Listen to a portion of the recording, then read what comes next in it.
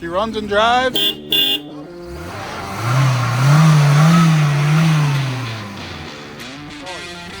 Thing purrs like a kitten. Yeah, there you go. 345,000. Look at that mint blue carpet. What do you think of our combination? Do you think we're going to be able to do it? Our current overall leader. This is 6 seconds 1.0.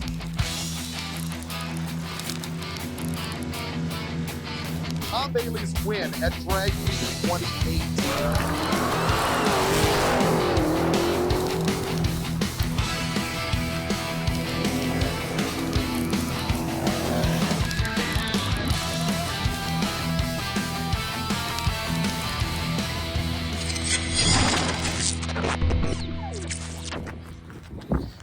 All right, guys, we're at Turn and Burn this week, but Cheap Car Challenge. I mean, this car is epic, so we're gonna be able to build in something beautiful. But do us a favor, get over to the website, sickthemag.com, grab a Build More Streetcars. It's a play on the Chick-fil-A shirt, but Build More Streetcars shirt.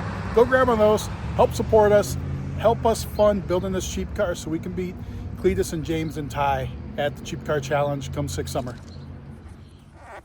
All right, guys, we are stacked with projects here, from the drag pack to the AFX to we got the Pontiac we're working on back here. But it's Cheap Car Challenge time, and the rules came out for Cheap Car Challenge. And basic rules are we got to get a car that is stock, can't have already been modified, get ready to race. So as stock as possible, $15,000 budget with it, including the car. Everything is at market value. So there's a big question there because I've already been looking at some stuff on Facebook, and I mean, what constitutes market value? So to stay within budget there, the cage, the driver's seat, the fuel tank don't count for that budget. I think there's like $500 tuner fee if you're not tuning it yourself.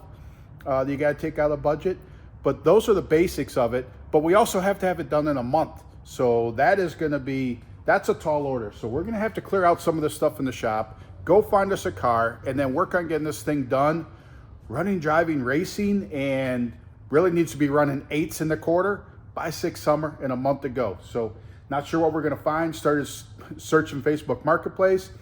Definitely looking for something light, because obviously the lighter it is, the less power you have to make to be able to do it. Obviously with the restrictions, which, I mean, that is a very good budget. We should be able to, I mean, I really think we're all going to have 8-second cars for this $15,000 budget. It is limited to that. You can't put more than 850 cage in it. So obviously your idea is how close to 850 can you get to hopefully be able to win this thing. But I saw James with a turbo 400 transmission for like $1,800 with a lockup. I mean, there's just some crazy stuff going on. Call it gray areas with it. We're not even sure of our combination yet, because I mean, that's whether do we go LS, do we go Coyote, do we do Gen 3 Hemi, like just looking at those things in there.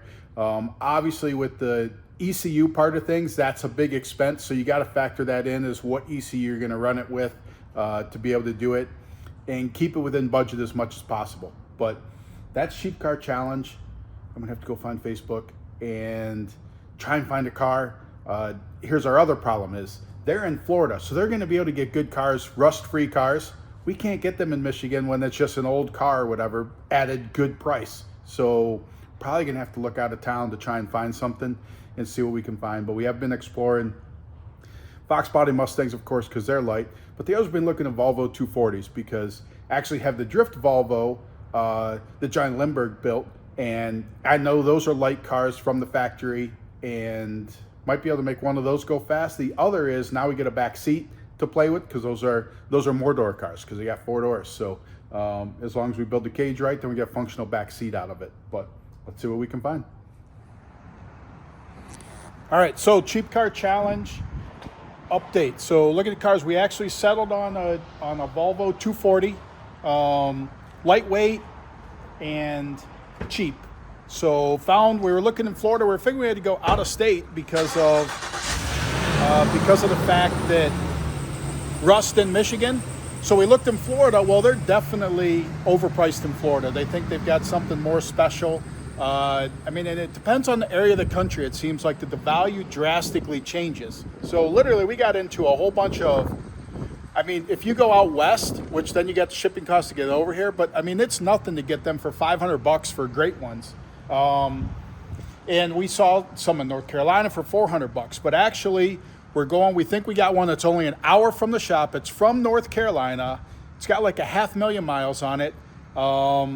But I think we're going to be able to get it for less than $1,000. But we got turn and burn to do, so we got to get this loaded, and we're supposed to be in Ohio tonight. So we're going to hook the trailer up, go grab that car, get it back here, and then we got to, get it off and get this loaded, get our stuff packed up so that we can head down to Ohio for turn and burn this week. So literally one small step will be getting the car.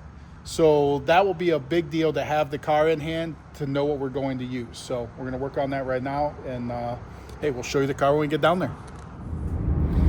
All right, so we're on the way to go grab this.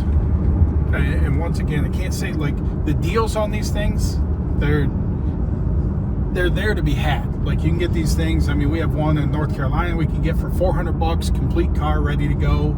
I mean, there's like 600, 800. One guy, when we put the post up, said don't pay over 500 for it. The advantage we have with this one is it's only an hour from our shop. So hoping we're going to be able to swing a deal with this. Whatever. I mean, we got them down to $1,000 or whatever right now. Hoping to find some other flaws, get that a little bit less. Supposedly the car. I mean, the reason it's parked is, number one, it's got 500,000 miles on this thing. So 500,000 miles. I did not know also that these 240s were this reliable, that so many of them, the most common issue is the odometer stopped working. Almost every one, they're like, oh yeah, the odometer stopped working, 250,000 miles or whatever it is. This one stopped working 300 and some thousand miles, and they said there's another couple 100,000 miles on it easy after that stopped working. Now, this is a North Carolina car, so hopefully it's not seeing the Michigan winters at all. And it's just that North Carolina fresh that we don't have to worry about the rust and everything on it. And we get that down to a good price. Oh, and that's what I was saying is supposedly, this was parked because sometimes starts right up, no problem. You could drive it to Florida.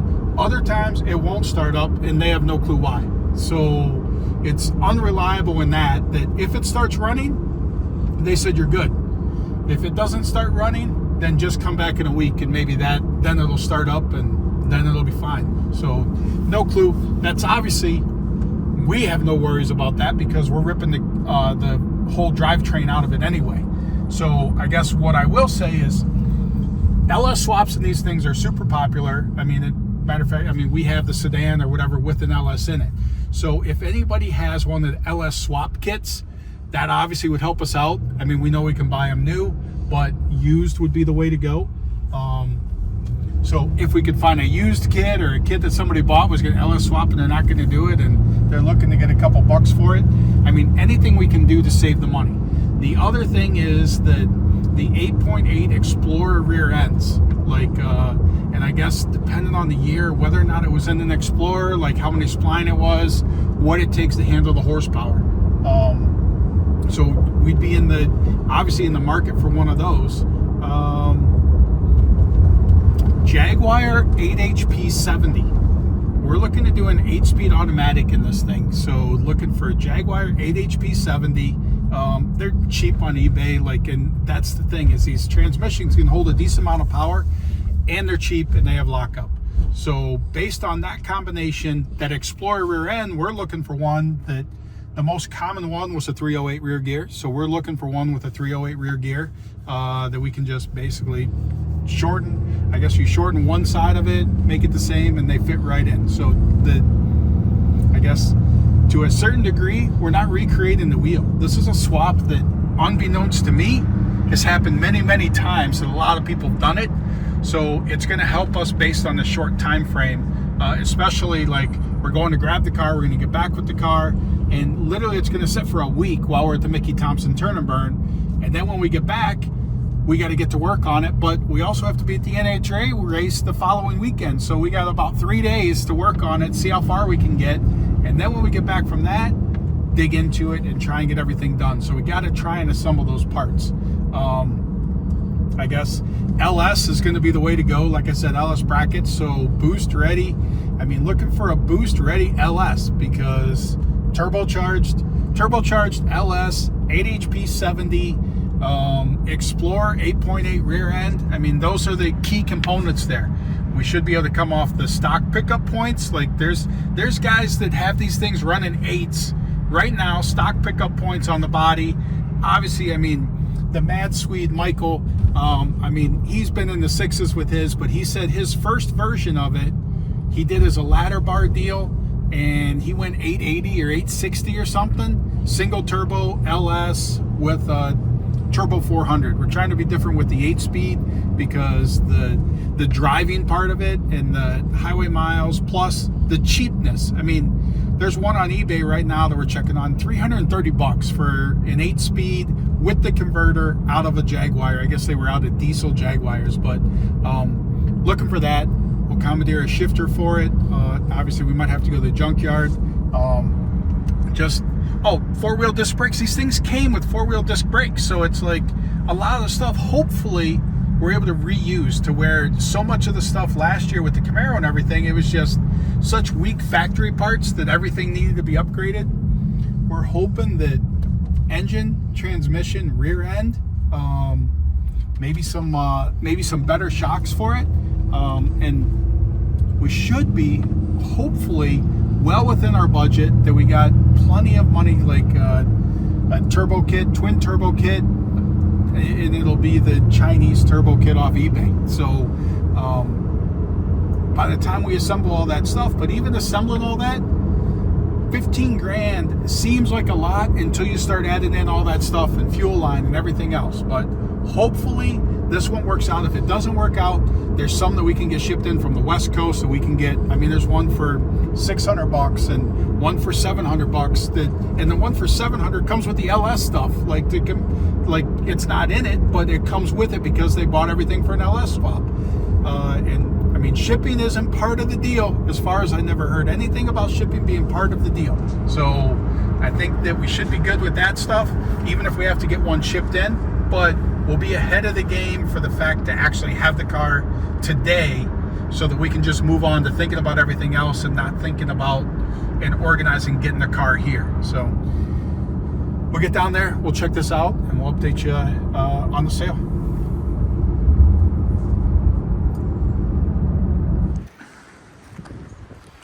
All right, so we found ourselves a Volvo guy in Michigan.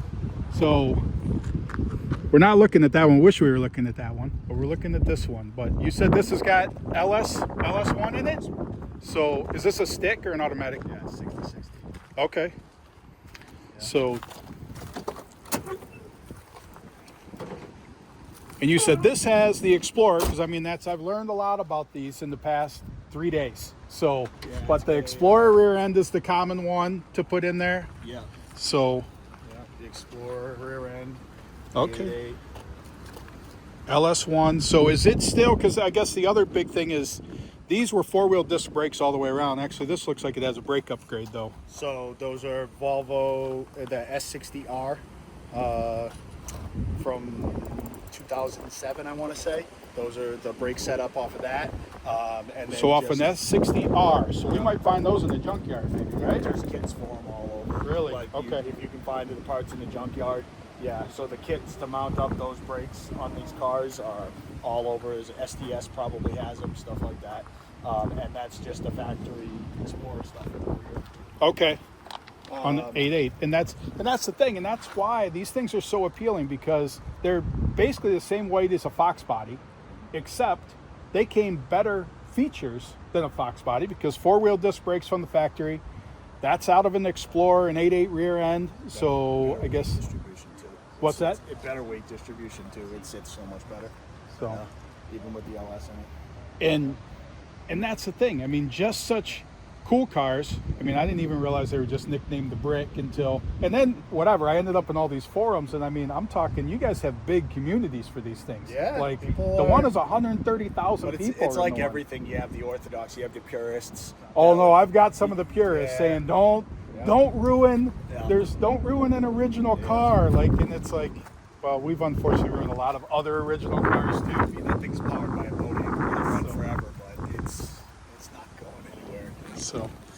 All right, so, but this is yours. This one is hers. So you bought this off the original owner in North Carolina, right? I did. So, and he put 300 and some thousand miles on it. It says 345 on So, oh, but he also said the odometer stopped working. Yep. And Many so, years ago. So you guys estimate there's got to be about 500,000 miles on this thing? At least, yeah. Easily, yeah. So, still all the original drivetrain. This thing's as stock can be. So, we're definitely meeting the rules there that it is 100% stock. And I'm surprised, did the automatic transmissions have issues in these? No? There's not enough power to have issues. Yeah. Yeah, there you go. 345, an estimated couple hundred over top of that. And it's a wagon, and now we got to figure out the weights though, but she believes she read somewhere the wagons might actually be lighter than the sedan, which that would be why maybe Michael was running the wagon. But so we got Fortune. This one's in Michigan. Over the phone, and it's sitting here kind of in this old abandoned yard or whatever. So we're at 1,000. If I gave you 800 cash, would you do it? Sure. And the thing is too, sometimes it starts, sometimes it doesn't. Yeah, that's So- why it's partially we left it. It's been sitting for about a year. Intermittent, no start. I just kicked on a couple of things. It didn't work out, and life got away. So Well, and then you ended up with this. yeah, that was a So, little easier. Yeah. so it's like this was the already upgrade, which maybe someday that'll look a little more like that. But okay, $800. It's a deal. Sounds good. Thank you. sir. All right, now we got to get this loaded on the trailer and get it back up to the shop. All right, smoking deal. We're able to get it for $800. This thing is, I mean, honestly, it doesn't necessarily look like a 500,000 mile car, but luckily, us in the north, a 500,000 mile car is lucky if it has any body panel left that's not rusted. To where this definitely North Carolina car. They must not have drove it in the winter here in Michigan, and looks clean. Everything about it looks clean. And it is stock as stock gets. So like there's nothing down to the original drivetrain and everything in it. I think it's going to be good. I mean, I guess the bonus, everyone that I've seen always had power windows. The fact this one has manual windows, I mean, just good when it comes to having to worry about wiring, because my understanding is if there's a weak point on these cars, it's the wiring. So with the wiring, I mean, literally we just have to worry about headlights, taillights, brake lights, and a horn. So that's what we have to worry about, because now we don't even have to worry about the windows being able to go up and down. Fact that it's a wagon, I guess the wagons were a little bit heavier, but when it comes to going track to track, this should be easy peasy. That we just load everything in the back of the car and unload it when we get to the track. Should be great. Yeah, trying to think, rust spot on the hood, but like even the paint is better than any of the cars I've seen the paint on. So I mean, they said because it's single stage and wasn't clear coated, and the single stage held up better. I mean, I don't know. Supposedly this was originally owned by a doctor in North Carolina. She was the second owner of the car. They made multiple trips back and forth to North Carolina with it, and once it just had this intermittent start issue, it got parked, and it's been sitting there for over a year. And the other car that you'll see that I showed you that he has, I mean, he was looking at doing an LS swap or whatever. With this one, he was able to find that one already with the LS in it, everything done. And that just shows you how easy. He also talked about the front brakes, which I guess I'll have to go back and watch that part, because I mean, that's just another Volvo front end thing that we can upgrade the bigger brakes in the front just with a Volvo part. Hopefully we can get from a junkyard. He also said, I mean, you can rebuild the whole suspension in these things for like $300, and that's why they have such a following. I mean, the groups that were in for them, like everybody's been awesome with communicating with us and people posting stuff up. Never would have found this one if it wasn't for the post in the Volvo group, and then him just saying, yep, I've got one. And I can definitely tell that it wasn't maybe their favorite thing to part with it, but they knew that now that they had the other one, they were never going to do anything with it, and it was just going to sit there. So, I mean, definitely good on that. But we're going to get back to the shop. Hopefully we'll be able to fire it up and drive it off the trailer, drive it into the shop. We got to load the Dart up and head down to Summit Motorsports Park or whatever in Norwalk to race Turn and Burn with the 8-speed. So hopefully we have a successful week with the 8HP 70 that is actually in the Dart, and that is kind of call it our proof of concept to then be able to feel comfortable putting it in this Volvo. But hopefully that all works good, and hey, we'll get you updates with Turn and Burn. But literally this car's going to sit for a week before we can start working on it. But I feel good that we have our car. That's such a huge thing off the checklist. Now it's components. So obviously, if anybody has a boost ready LS that is used and maybe not abused too bad, we'd be open to that. An 8HP 70 out of a Jaguar is the understanding it's smaller. There's also the adapter to come off the LS to be able to do that. Even if we got to buy that, I guess that's only about $500. The Explorer rear end, the 8.8, there's stuff to be able to build that up, I guess, for about $1,000 in parts. You can upgrade the axles, upgrade the center section, and be able to make those bulletproof to handle about 1,000 horsepower. We know, we need to run 8s. That is literally where the game's at. Saw the stuff with Garrett's, actually. His video came out today, and he's doing a van, going to turn into a dragster with an old, Chevy van. They're up for us, dude. This is nice. Ticking. Ticking. All right, check the oil pressure. No dipstick. So the oil pressure's roughly at 10. Oh, seriously? Went up to 20 when I revved it. Wait, I wonder if the dipstick is even up here in a van. Yeah, it is. I think it's fine. It's perfect.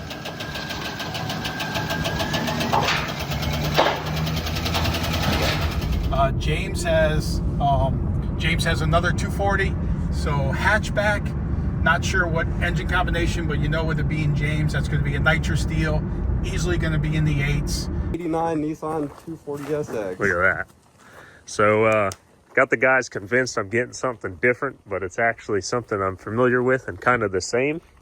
Found this here car posted up on Marketplace. It is as stock gets. Got a little under tree cancer from the factory spoiler, but nice roof car. The only difference is this is a hatch, not a coupe. You guys know I'm a big coupe guy, but it is motor and transmission yanked out. Everything else is the way it come from the factory. So gonna check her out. And then Ty mentioned 7s in the video with the Mustang that they got. Coyote powered. They were single turbo last year with it. Just it's a roller minus the front half rolling and steering. And then we fully loaded this thing on the car. It's got a 7.5 rear end. The guy bought this car and pulled all the good stuff out and put it in his car. And failed to tell me that, and I failed to notice that it was 4-lug, front and rear. For the most part, we ran 8s last year with the Camaro, and that's where you need to be with this. I would say that James, no problem. I'd say Ty, they're going to be there for sure. I guess I have questions on the van, but it's the same thing. It's the roll cage, safety is the roll cage. I don't know that the roll cage is a full tube chassis. So I'm hoping that Cleetus doesn't make the rule so gray that a full tube chassis for that van drivetrain ends up being safety, because for safety we get the roll cage, which my understanding 850 limited cage, so we're not allowed to go faster than 850. The other would be the race seat and the fuel tank. So those supposedly are the things that aren't counted in the budget. Everything else is in the budget, fair market value. So we want to try and get stuff used, like a max ECU. I think that's what we want to control it, because a max ECU we can use to control an LS along with the 8 HP transmission with the max ECU. So if anybody has used max ECU, we'd definitely be down for that. I mean, the bonus is if they have the LS harness with it, that's LS harness as well as the transmission wiring harness or whatever, like with it. But at least the max ECU by itself and the display.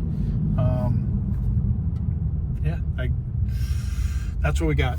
We're almost back to the shop. We'll see if we can get this thing fired up, unload it, get it in the shop, get the dart load up, and head to turn and burn. But I mean, tell us, what do you think of our combination? Do you think we're going to be able to do it? I know all the Volvo people hopefully will be rooting for us, except for the ones that really hated that we were going to modify a Volvo, because there's some purists out there that think that original drivetrain and everything has to stay the same. We definitely don't want that, and we want an all-purpose drag and drive car. We don't want a one-trick pony that literally is just going to barely hold it together and go from track to track. We're hoping we're going to do it in style. So let's get this thing unloaded at the shop. All right, so she runs and drives. Oh yeah, got a killer horn. We got all the lights.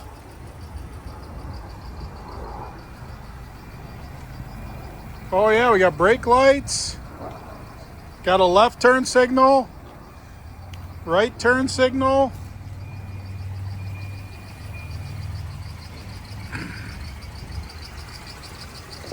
If you want to call it that, it's kind of like a seizure happening, but yeah.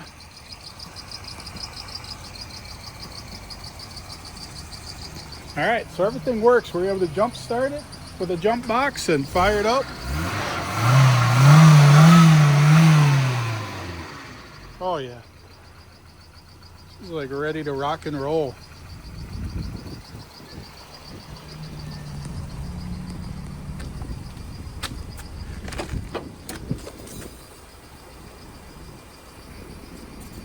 Good thing is whatever supplies we need will fit back here.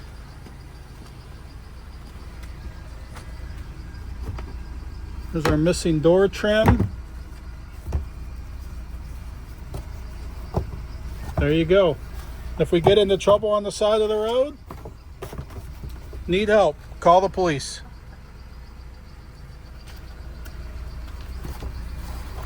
They probably don't make that one anymore that says to. Extra floor mats, we got a jack.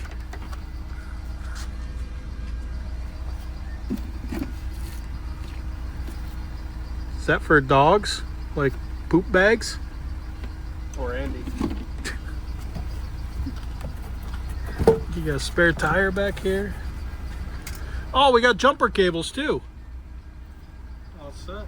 It's factory. No, don't look like factory jumper cables. Spare tire is though.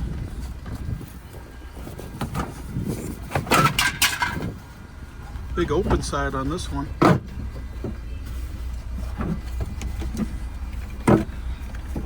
Yeah.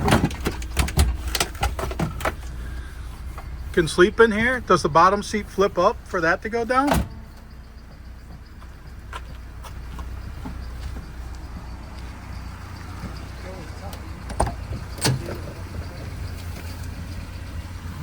There's something.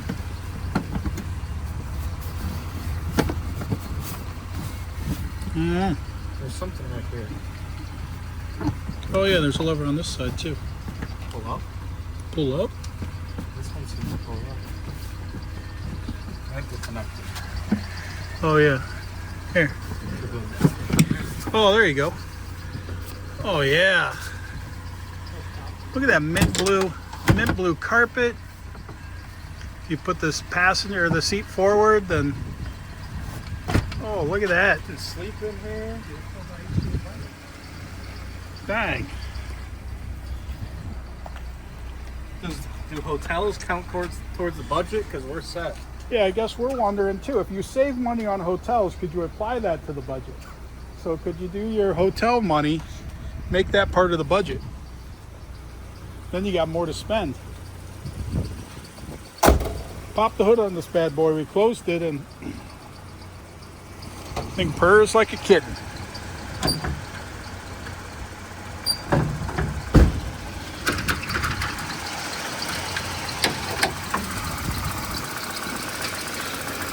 The grill's missing one of his little plastic fasteners.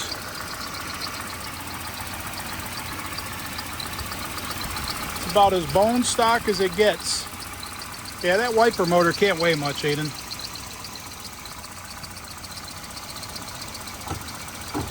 There's your quick remove battery you were talking about.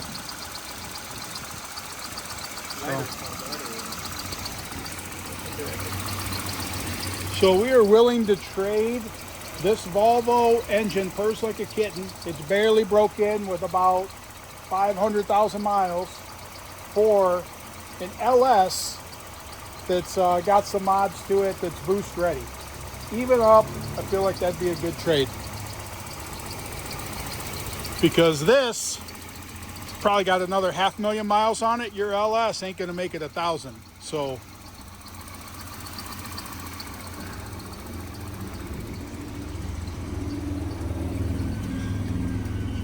radio even works.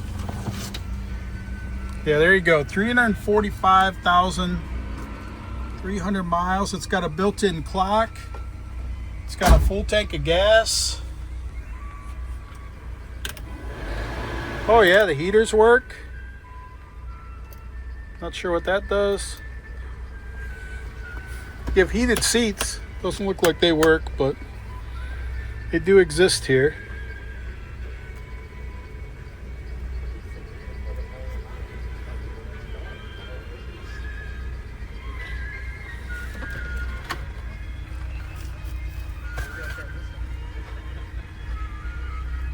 Hey, it comes with an Easy Pass. Might be golden. Understand the weak point is these fuses because they're like plastic or something, but supposedly the wiring is an issue on these, would be the weakest point that exists, but right now all the lights and everything work, so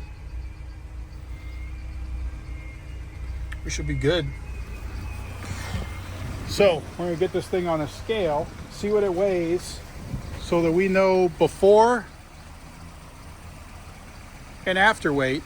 Hopefully, if we're real good, the roll cage, the engine swap, and everything, if we could come out at exactly where it weighs now, then that might be a good thing.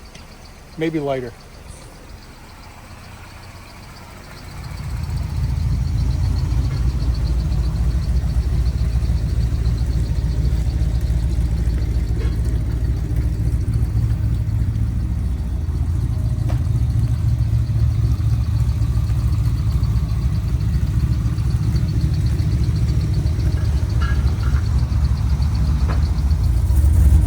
We're getting this loaded for turn and burn. We'll load that into the shop and wait till we get back to be able to work on it. But that should be a wrap. Obviously, anything the Volvo fans, chime up and say whatever. You're with us, and we're hoping to make this into